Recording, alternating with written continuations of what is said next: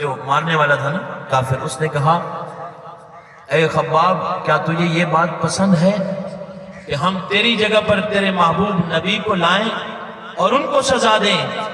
جناب خباب نے کہا اسی عالم میں میری 1000 جانیں قربان ہو جائیں، لیکن میں پھر بھی نہیں چاہوں گا کہ میرے نبی کے پاؤں میں ایک کانٹا بھی چبھے۔ ایسا عشق۔ وہاں ابو بکر صدیق رضی اللہ تعالیٰ عنہ عشق نبی میں مبتلا ہوئے، اتباع نبی میں مبتلا ہوئے۔ ایسا عشق کہ دنیا اس کی مثال نہیں دے سکتی۔ کافروں نے سیدنا صدیق اکبر کو پکڑا، مکہ کی گلیوں میں گھسیٹا مارا، اس قدر مارا کہ بے ہوش ہو کر گر گئے۔ خاندان کے چند لوگ آئے اور انہوں نے آ کر سیدنا صدیق اکبر رضی اللہ تعالیٰ عنہ کو اٹھایا اور گھر جا کر لٹایا۔ ایک بڑے لمحے کے بعد، وقت کے بعد جب ہوش آیا، ماں خدمت کے لیے کھڑی ہیں، دودھ کا پیالہ ہاتھ میں ہے، کھانے پینے کی چیزیں ہاتھ میں ہیں، دوائیں موجود ہیں۔ کہا بیٹا ابو بکر دوا چاہیے یا غذا چاہیے؟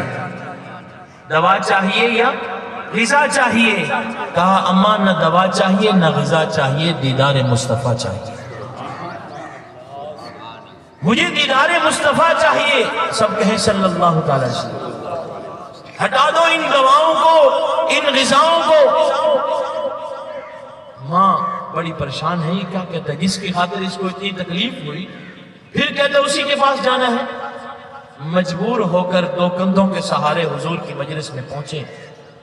جب حضور علیہ السلام کو پتہ چلا کہ سیدنا صدیق اکبر کو لایا جا رہا ہے، حضور اپنی نشست چھوڑ کر صدیق کے راستے پہ آگے تشریف لائے، استقبال کیا، ایک نظر اپنے محبوب کے چہرے پہ ڈالی اور کہا یا رسول اللہ صلی اللہ تعالی علیہ وسلم آپ میرا حال پوچھتے ہیں، واللہ بخدا ایک نظر سے میرے جسم میں نہ کوئی درد رہا ہے نہ کوئی تکلیف نہیں۔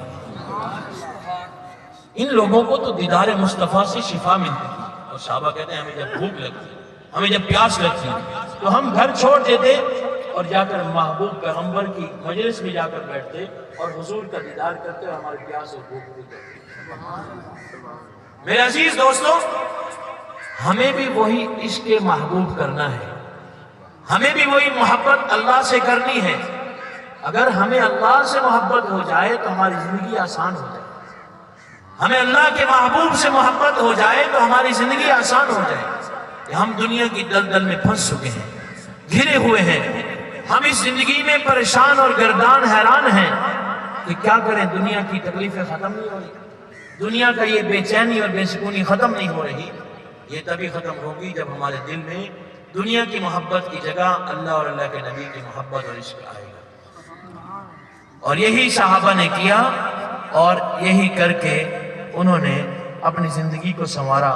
میرے عزیز دوستوں، زندگی بڑی مختصر ہے، اس کو صبر و شکر سے برداشت کرنا ہے، گزارنا ہے۔